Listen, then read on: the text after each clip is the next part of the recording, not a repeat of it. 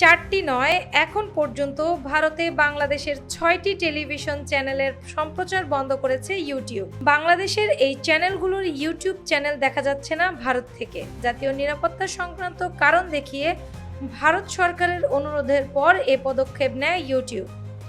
এদিকে ডাক, টেলিযোগাযোগ ও তথ্য প্রযুক্তি মন্ত্রণালয়ের দায়িত্বপ্রাপ্ত প্রধান উপদেষ্টার বিশেষ সহকারী ফয়েজ আহমেদ তৈয়ব বলেছেন, এ বিষয়ে বাংলাদেশ সরকার ইউটিউবের কাছে ব্যাখ্যা চাইবে। যদি সুস্পষ্ট ব্যাখ্যা না পাওয়া যায় তাহলে পাল্টা পদক্ষেপ। তথ্য ব্যবস্থায় প্রযুক্তির প্রভাব নিয়ে গবেষণাকারী প্রতিষ্ঠান ডিজিটাল রাইটের তথ্য যাচাইয়ের উদ্যোগ ডিসমিস ল্যাব গতকাল শুক্রবার জানিয়েছে, Jamuna TV, ৭১ TV, Bangla Vision এবং মোহনা টিভির ইউটিউব চ্যানেলের সম্প্রচার ভারত থেকে বন্ধ করেছে ইউটিউব।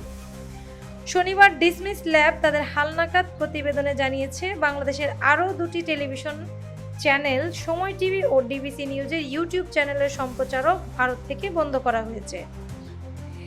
এই 6টি চ্যানেলই ইউটিউব ভেরিফাইড স্বীকৃত। এদের মোট সাবস্ক্রাইবার 5,42,00,000-এর বেশি। ভারতের ভূ অবস্থান থেকে এই টিভিগুলোর ইউটিউব চ্যানেলে প্রবেশ করা যাচ্ছে না। প্রবেশ করতে গেলে লেখা আসে, এই কন্টেন্টটি বর্তমানে এই দেশে প্রবেশযোগ্য নয়, কারণ এটি জাতীয় নিরাপত্তা বা জনশৃঙ্খলা সংক্রান্ত সরকারি আদেশের আওতায় রয়েছে।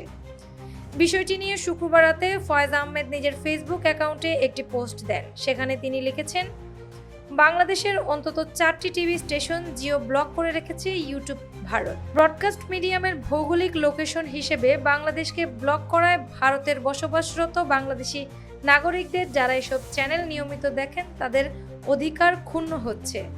এমন কাজ কনজিউমার রাইটসের মানে ভোক্তা অধিকার আন্তর্জাতিক নীতি বিরুদ্ধ বলেই প্রতীয়মান। আমরা ইউটিউবের কাছে এর ব্যাখ্যা চাইব। সুস্পষ্ট ব্যাখ্যা না পেলে আমরা পাল্টা পদক্ষেপ নিতে বাধ্য হব। বাংলাদেশের পদক্ষেপের বিষয়ে ফয়েজ আহমেদ বলেন, রিপাবলিক বাংলা সহ ভারতের কিছু গণমাধ্যম বাংলাদেশের বিরুদ্ধে নিয়মিতভাবে ভুল তথ্য, বিভ্রান্তিমূলক প্রচার চালিয়ে আসছে। এ ধরনের কর্মকাণ্ডের প্রমাণ রয়েছে।